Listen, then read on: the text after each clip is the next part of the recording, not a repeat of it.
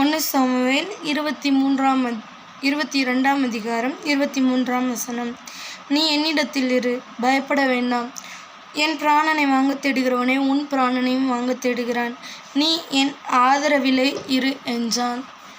என்ன காரியம்னா, தாவீதை கொல்ல தேடுறாங்க. தேடுறவங்களே ஆசாரியர்களை கொல்ல போகிறாங்க. சரிங்களா?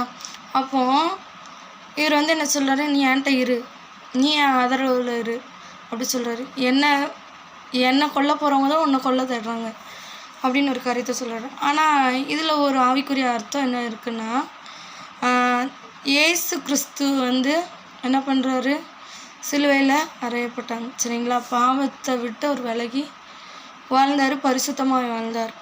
அதே போல் நம்மளும் வாழ்ந்தால் இந்த உலகம் என்ன பண்ணும், நம்மளை துரத்தி வரும். அப்படி தானே பாவமும் எல்லாமே துரத்தி வரும். அதான் ஆண்டவர் என்ன சொல்கிறாரு, என்ன கொல்ல தேடினவனை உன்னையும் கொல்ல தேடுறான். ஸோ நீ ஏன் ஆதரவில் இருங்காரு. புரியுதா? இயேசுவை கொலை செய்ய தேடினாங்க. இப்போவும் நம்ம இயேசுவை பற்றி சொன்னோன்னா இப்போவும் அப்படி தான் நடக்குது. ஸோ ஆண்டவரை கொல்ல தேடினவங்க உங்களையும் இப்போ கொல்ல தேடுறாங்க. ஸோ அவர் என்ன வார்த்தை சொல்கிறாருன்னா, நீ என்னிடத்தில் இரு, நீ ஏன் ஆதரவில் இரு. நம்ம அவர்கிட்ட ஆதரவில் இருக்கோமா இல்லை அவர்கிட்ட தான் இருக்கோமா? நிறைய பேர் நம்மளை நெருக்குவாங்க. ஒருத்தர் சொன்னார். சரிங்களா? என்ன சொன்னாருன்னா, ஒரு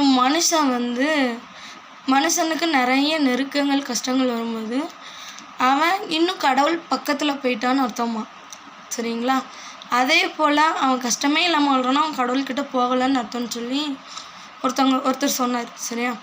அப்போ என்ன காரியம்னா, நம்ம கடவுள்கிட்ட நெருங்க நமக்கு நெருக்கங்களும் எல்லாமே வரும். அப்போ நம்ம நினச்சிக்கணும் நம்ம கடவுள் பக்கத்தில் தான் இருக்கணும். அதே மாதிரி நெருக்கம் இல்லாமல் இருந்தாங்கன்னு வைங்களேன், அவங்களுக்கு என்ன இருக்காங்க, கடவுள் பக்கத்தில் போகலான்னு அர்த்தம்னு சொல்லி சொன்னாங்க.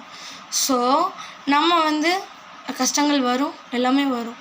ஸோ அந்த பாவம் இல்லாத இயேசுவை கொலை செய்தவர்களே உங்களையும் தேடுகிறார்கள். நீங்கள் என்ன பண்ண போகிறீங்க, அவருடைய ஆதரவில் அவரிடத்துல நீங்கள் இருக்க போகிறீங்க. அவர் தான் சொல்கிறார், நீ ஏன் ஆதரவில் இரு. தாவீது அன்னைக்கு சொன்னால், இன்றைக்கி ஆண்டவர் உங்களை பார்த்து என்ன சொல்கிறாரு, நீ ஏன் ஆதரவில் இரு. நீங்கள் அவருடைய ஆதரவில் இருந்தீங்கன்னா அவர் உங்களை பாதுகாத்து அவர் உங்களை நடத்த அவர் உங்களுக்கு போதுமான தேவனாக இருக்கிறார். ஸோ நீங்கள் பயப்படாதீங்க, கலங்காதீங்க, நீங்கள் அவர்கிட்ட இருங்க, அவருடைய ஆதரவில் இருங்க. அடுத்ததாமே உங்களை ஆசீர்வதிப்பாருங்க. ஆமென். God bless you all. Thank you.